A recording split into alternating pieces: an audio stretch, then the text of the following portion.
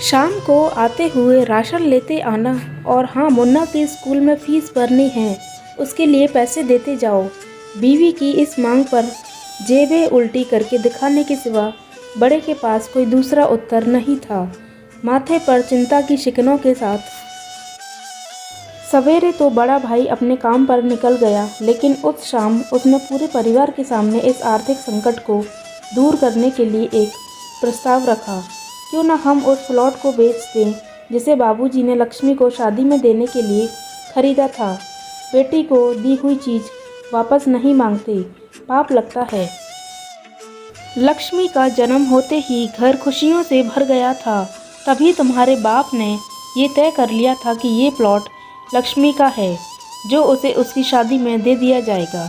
माँ ने अपना विरोध जताते हुए कहा, कौन सी बेटी? वो बेटी जो प्रेम विवाह कर घर की इज्जत को खाक में मिला गई और पिताजी की अंतिम यात्रा में भी शामिल नहीं हुई। बड़े ने टॉन्ट मारते हुए कहा, मेरा मुंह मत खुलवा। यहाँ कौन नहीं जानता कि लक्ष्मी को उस दिन गली के नाके से ही लौटा दिया गया था और उससे अपने पिता से आखिरी बार मिलने का हक भी छीन लिया गया था। माँ ने बेटी का पक्ष लेते हुए कहा। माँ के इस वार से दोनों बेटे चुप हो गए। न बड़ा बेटा कुछ बोल पाया, न छोटे बेटे के मुंह से कोई शब्द फूटा। थोड़ी देर की शांति के बाद छोटा भाई बोला, प्लॉट बेच तो देंगे, पर क्या लक्ष्मी कागजात पर दस्तखत करेगी? मुझे नहीं लगता वो हमारा भला सोच भी सकती है। आखिर है तो औरत जात, पुरुषों की परिस्थिति कैसे समझ पाएगी? काफ़ी वाद विवाद और सोच विचार के बाद सब इस बात पर सहमत हुए और पड़ोस के मोहल्ले की लक्ष्मी की दोस्त को बोलकर लक्ष्मी को घर आने का न्योता दे दिया गया। अगले दिन सुबह से गली नाके पर खेल रहे बड़े भाई के लड़के की बुआ आ गई, बुआ आ गई की आवाज़ सुन घर वाले चौकन्ने हो गए। दोनों भाई मन में द्वेष और नफरत के साथ उसको कैसे घर में आने के लिए कहें, इसी दुविधा में थे। वो कहते हैं ना, ज़रूरत के वक्त गधे को भी बाप बनाना पड़ता है। उसी कहावत के हिसाब से दोनों भाई बहने से बात करने के लिए तैयार हुए। दरवाजे पर जब बेटी और दामाद ने पूरे 7 साल बाद कदम रखा तो माँ की आंखें भर आई और दोनों को बड़े प्यार से घर के अंदर लेकर आई। बेटी और दामाद भी माँ का इतना स्नेह देखकर भाव विभोर हो गए। शाम को साथ में बैठे बेटी दोनों और बेटों और दामाद के आगे हिचकिचाते हुए माँ ने ही प्लॉट का मुद्दा उठाया। लक्ष्मी को थोड़ा अंदेशा था कि कोई बड़ी बात होगी।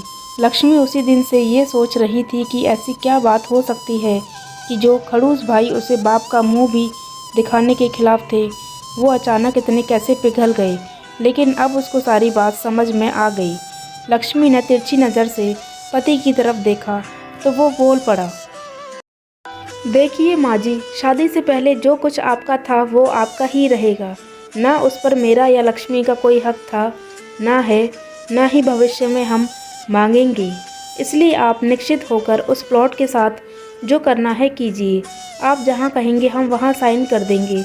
सुबह से अपने जीजा से नज़रें चुरा रहे भाई दोनों ने जब अपने जीजा को अच्छे से देखा, सुबह प्लॉट के कागजात पर बहन के दस्तखत लेकर काम ख़त्म किया जाए, यह तय हुआ। सब इस मीटिंग को ख़त्म कर उठ ही रहे थे कि टीवी पर अनाउंसमेंट हुआ कि आने वाले 21 दिनों तक देश में लॉकडाउन लगाया जा रहा है। लक्ष्मी के पति ने फ़ोन पर बात करने के बाद कहा, अब हम क्या करेंगे लक्ष्मी? कल की बस भी रद्द हो गई और 21 दिनों तक कोई बस नहीं है। हम तो फंस गए। इस खबर से दोनों भाई बहुत निराश हो गए, क्योंकि एक तो उनकी आमदनी कम थी और 2 लोगों का और खाने पीने का बोझ बढ़ गया था। लेकिन माँ अंदर ही अंदर खुश थी, क्योंकि इतने बरसों बाद घर वापस लौटी बेटी इसी बहाने कुछ दिन आराम से उसके साथ रह पाएगी। दोनों भाई सब्जी और फल बेचा करते थे। कुछ दिनों में ही लॉकडाउन के चलते और कोरोना वायरस के चलते लोगों ने उनसे सब्जियां और फल खरीदने बंद कर दिए। पहले से खराब उनकी आर्थिक स्थिति और ज़्यादा खराब होने लगी और वह मन ही मन लक्ष्मी के कदमों को अशुभ मानने लगे। बहन और जीजाजी से उनकी यह हालत छुपी नहीं थी। लक्ष्मी के कहने पर उसके पति ने दोनों भाइयों की सब्जी और फल की रेहड़ियों पर लोहे की रॉड और जालियां फिट कर दी। बाजार जाकर दोनों के लिए कैप, हाथों के दस्ताने और थोक के भाव से सब्जी और फल खरीद लाए। दोनों की रेहड़ियां अच्छे से तैयार कर फल और सब्जियां ढक कर दोनों भाइयों को टोपी और दस्ताने देकर जीजाजी ने उनसे कहा, एक बार इस तरह से धंधा करके देखो, शायद आपका मुनाफा बढ़ जाए। थोड़ी आनाकानी करने के बाद दोनों भाइयों ने जीजाजी के समझाए अनुसार धंधा शुरू किया। 2-3 दिनों बाद ही कोरोना से घबराए लोग अब ढकी हुई फल और सब्जियां और दस्ताने और सेफ्टी का ध्यान रखते बेचने वालों से ही फल और सब्जियां खरीदने लगे। इस तरह समझदार दामाद जी की वजह से धीरे धीरे दोनों भाइयों का धंधा अच्छा चलने लगा और उनके घर का गल्ला जो पहले खाली हो रहा था अब धीरे धीरे भरने लगा। माँ जैसे अपने मरे हुए पति से मन ही मन संवाद साधने लगी। देखो जी, आपकी लक्ष्मी सच में लक्ष्मी है। उसके पाँव घर में पड़ते ही घर खुशियों से भर रहा है। दोनों भाइयों की आंखों में पहले जो गुस्सा था उसकी जगह अब शर्म ने ले ली थी।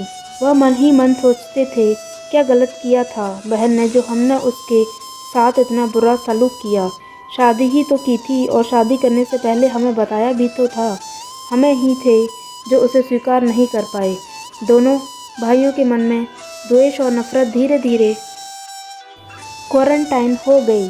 21 दिन बाद जब दीदी और जीजाजी प्लॉट के कागज़ पर साइन करने जाने लगे तब भाइयों ने उन्हें रोक लिया और उनसे माफ़ी मांगते हुए वो पेपर्स उन्हें देते हुए बोले, शादी के वक्त हमने आपको कोई तोहफा तो दूर की बात है, आपका हक भी नहीं दिया, लेकिन अब इस प्लॉट को स्वीकार कर हमें प्रायश्चित करने का एक मौका दीजिए। सभी की आंखों में खुशी के आंसू आ गए और माँ ऊपर देखकर बोली, देखा आपकी लाडली ने आज फिर हमारा घर खुशियों से भर दिया।